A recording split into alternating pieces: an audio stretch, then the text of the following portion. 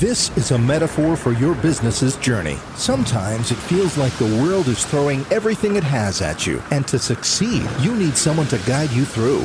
That's what Dell Technologies advisors do. They have the Windows PCs and tech advice to help you navigate whatever challenges you're up against and get you safely to where you want to be. Call an advisor today at 877-ASK-DELL. That's 877-ASK-DELL. A start to a simpler experience with Windows 11 Pro.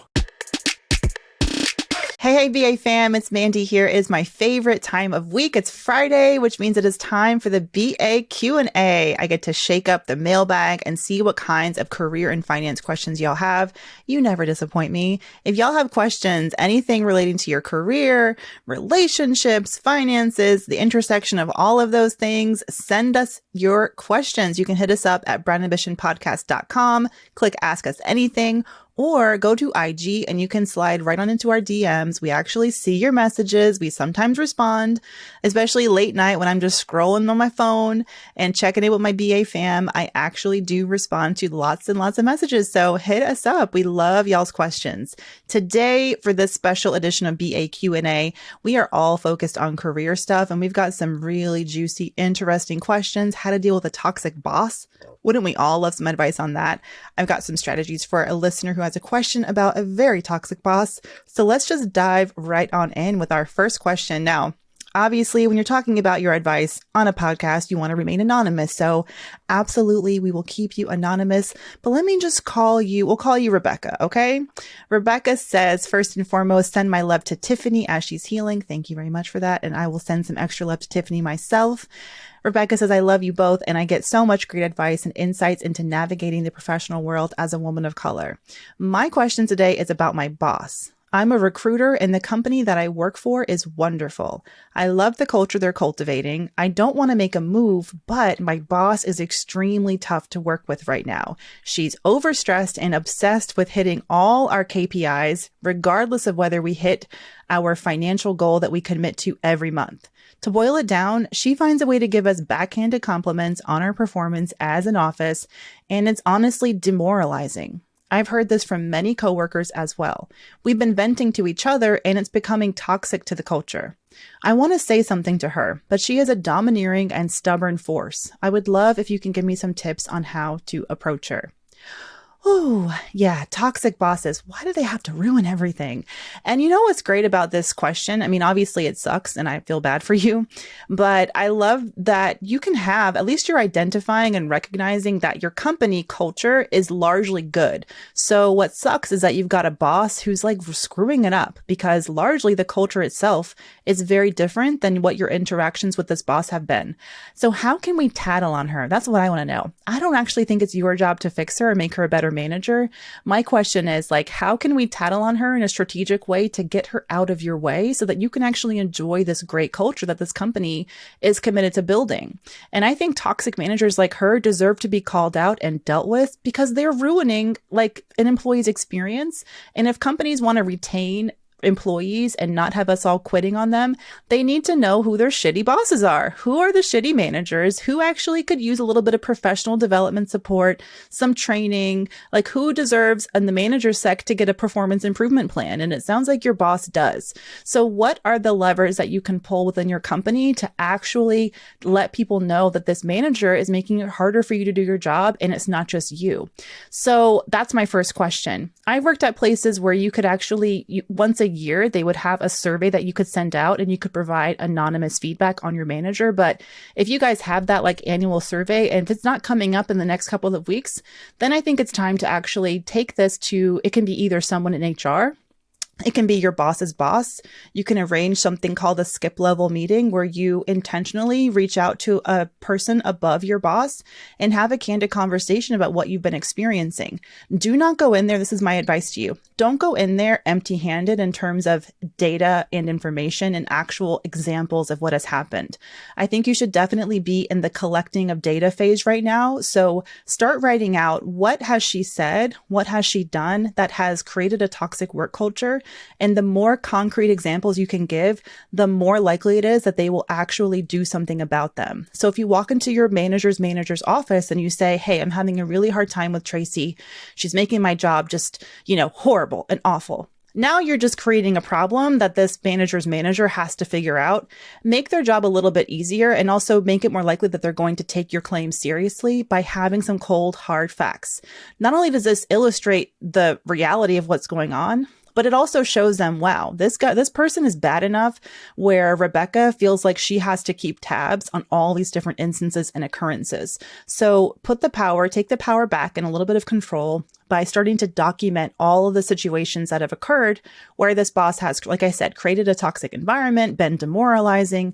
Take screenshots if she's texting or sending emails or Slack messages, whatever it is that are causing these situations. Take your screenshots, get organized, and then plan a meeting. And if you want to combine forces with the other people on your team, there really is power in numbers. If a company knows that it's not just one person who's having an issue with this boss, it's 6 people. And by the way, this team is in danger of falling apart, as are our financial goals and our business goals for this team. Believe me, they will listen to you. So I think there's power in numbers. If you want to get together a little consortium or a group of colleagues and maybe set up a group meeting to speak in a safe space with your manager's manager, whoever else at the company you can identify to accept this kind of complaint, that's a good strategy, but definitely walk in there with concrete examples. It's going to make everything go a lot faster and be a lot more likely that they're actually going to take action. Now, how they react to your complaints about this manager and your documentation is going to tell you the real truth about their work culture. If they really are committed to creating the kind of culture that you're describing, where they want people to feel welcome, where they want you to do your best work and to be thriving, and yes, we're going to achieve our business goals, but we're not going to do it at the expense of our mental health and at the expense of our happiness in general, then they will take your complaint seriously, or they should, and actually either do something meaningful to get this manager, on the right path.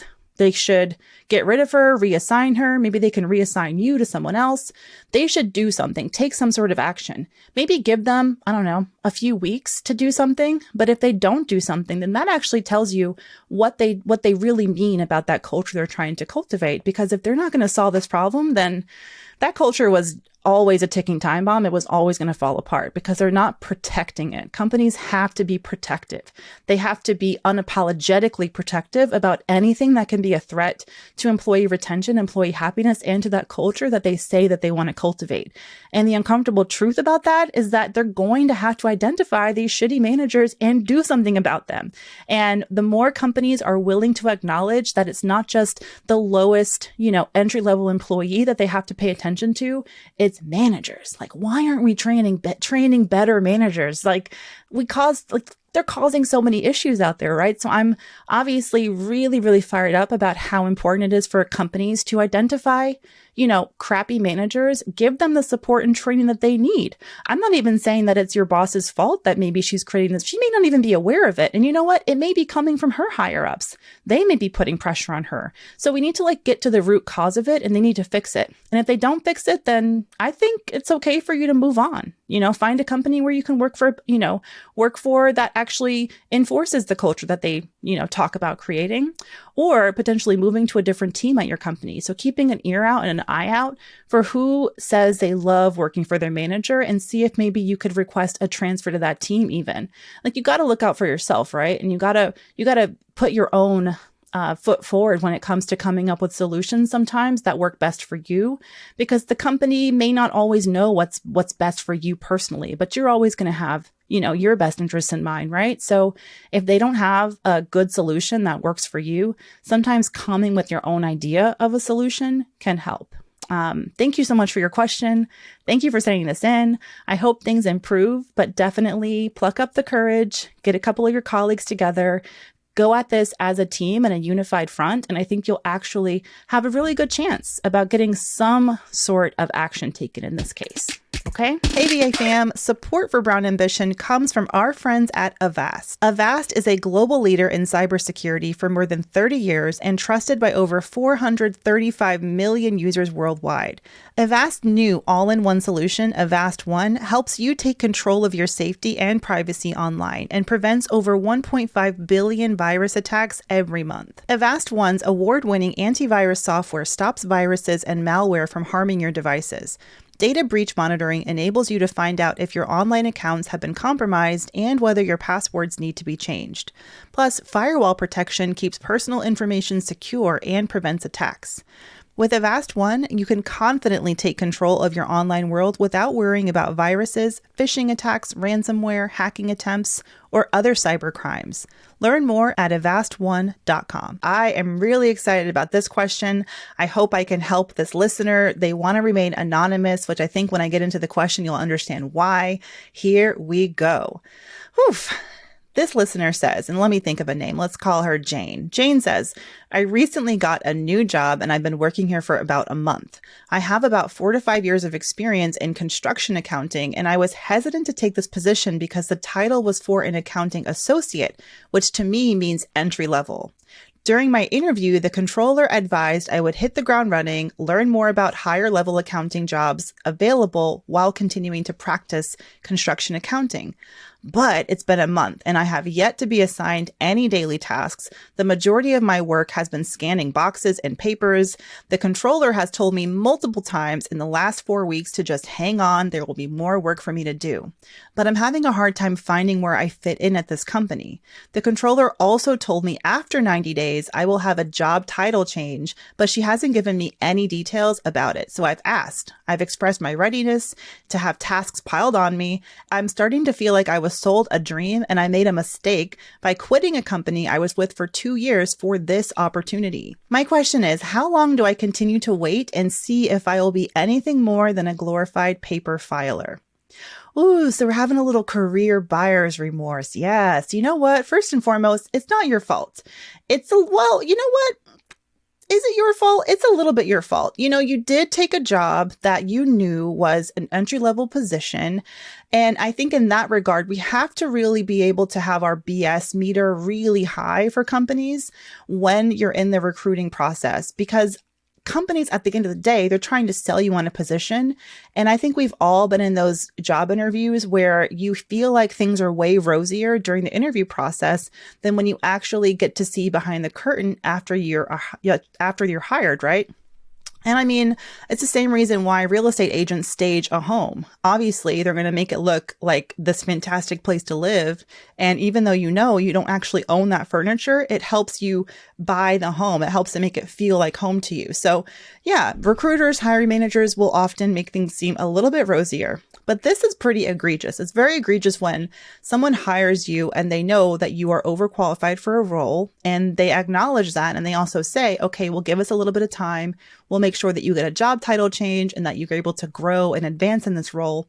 But then they're actually not making good on their word. So in an interview process, I think what you should follow up with, I know it's a little bit too little too late, but for anyone listening who's in your situation and potentially looking at a job that would be a bit of a step down, ask them for concrete steps and a concrete timeline for when you'll actually get to take on additional responsibilities, a new title, all of that. I'm remembering a recent coaching client of my own. She actually had a very similar situation in the legal. She had a legal background and she was in a really toxic work environment. So she was a bit more vulnerable to being sold a dream because obviously in that situation, you just want to get the hell out.